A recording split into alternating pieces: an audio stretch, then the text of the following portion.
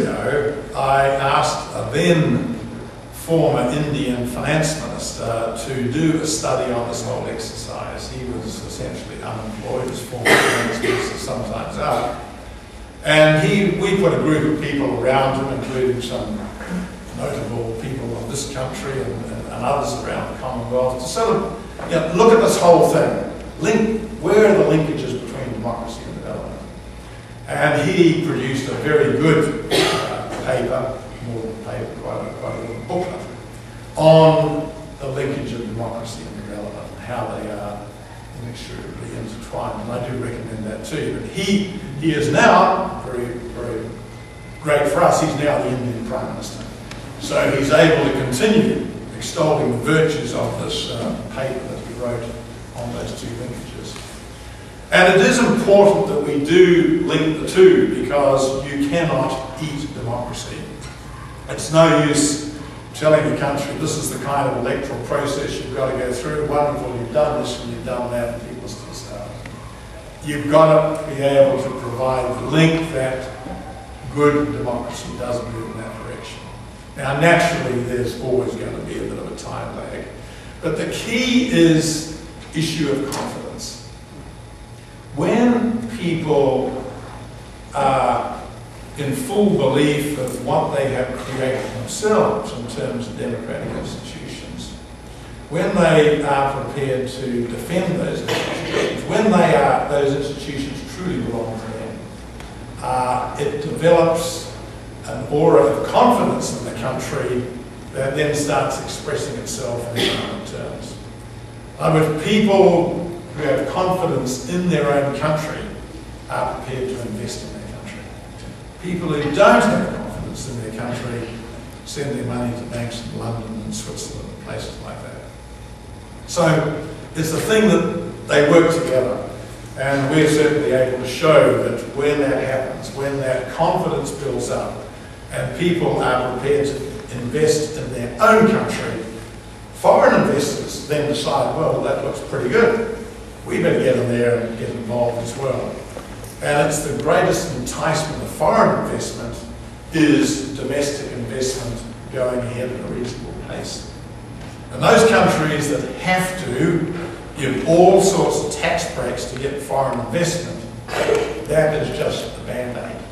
It is very temporary. That money runs out of the country as fast as it comes in.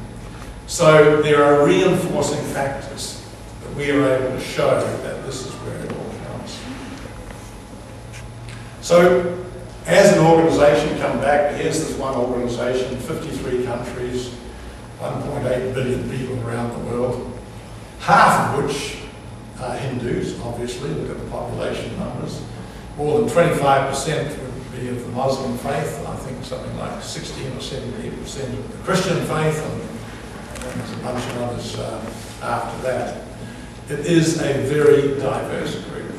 We represent just about, I think we represent every major race, every major religious group, every major ethnic group around the planet.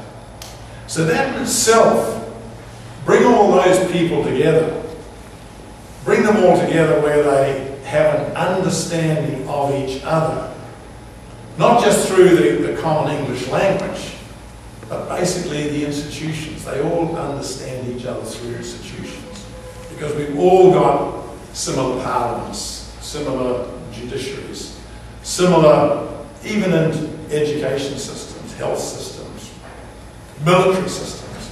There's a lot of similarity wherever you go in the Commonwealth. And that gives people something of a comfort zone. Commonwealth leaders amongst each other feel quite comfortable, because there's no feeling of others that they don't understand there. It's a remarkable thing that probably fewer, if any, institutions will have, and it's something we do really capitalise on. Commonwealth leaders, when they get together, as I said, that's about every 2 years. The last one was in Malta in 2005, the next one's in Uganda next month. They are the ones who collectively decide what they want to see happen in the next couple of years. And this is the very point of relevance that I'm talking about. They are wanting to be talking about, and do talk about, issues that are relevant today. And that therefore starts off on a series of mandates that me, their chief executive, within our secretariat, are expected to carry out. So we look back at what we were talking about in Malta. Probably the most strongest ever statement by a group on international trade. I'm afraid it didn't succeed in breaking the impasse on the Doha round. But the fact that those 53 Commonwealth leaders, including 3 European ones, who frankly spoke against European Union policy on that trade issue, were able to say that 2 weeks in advance of a meeting of trade ministers in Hong Kong, meant that that issue was effectively pushed ahead by the Commonwealth. So it's not a question of can the Commonwealth move the whole world, but the Commonwealth can certainly help the world move ahead on some of these issues. And trade was a big one then. Trade will still be a big one when we meet in Uganda, even though little has happened. But if we push, if the APEC leaders push, if the G8 leaders push, if everyone is pushing, hopefully you get something positive come out of that round. Another issue leaders talked about then, which created a degree of work for us, was they were speaking in the wake of, still the wake of 9/11 and terrorist attacks and these kind of atrocities, and you know, why is it bright, young, educated people can blow themselves up and kill many others too? What is it about? Why have we got societies that create these problems? Why have we got totally dysfunctional societies here and very functional societies here? Why have we got societies here that are mixed race, mixed religion, mixed ethnicity, mixed incomes, get along very well, and a similar mix of society over here does not, where everybody's shooting at each other and beating each other up and that sort of thing? And it was a most illuminating debate. Now these, put 53 Commonwealth leaders in the one room, no officials, just the leaders on their own, and myself. And they are able to say things that they would not say anywhere else. They're able to say things knowing that the other guy's, woman's official won't write anything down because the official's not there to write it down. And they are remarkably candid amongst each other in those circumstances. And so they set me on the track to, let's do some real thinking about this. You know, how can we help our member states with problems in their own communities? Because it's not just the Commonwealth that's diverse. Most of our countries, most of our communities are becoming equally as diverse. Mixed racial groups in cities, towns, villages, the lot. And I called upon Professor Amartya Sen, whom you may know, Nobel laureate, Indian, economist, note, lectures at Cambridge and Harvard still, I think in his 80s.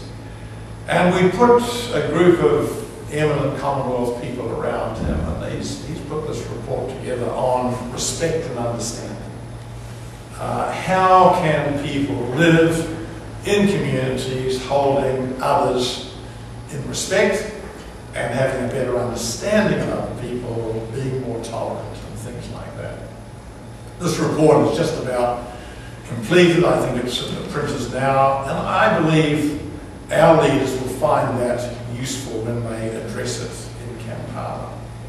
My hope is that every leader will see 2 or 3 things in it that will be worthwhile taking back home. They may not take the same things. The Prime Minister of Samoa may see a couple of things that are relevant to Samoa. The President of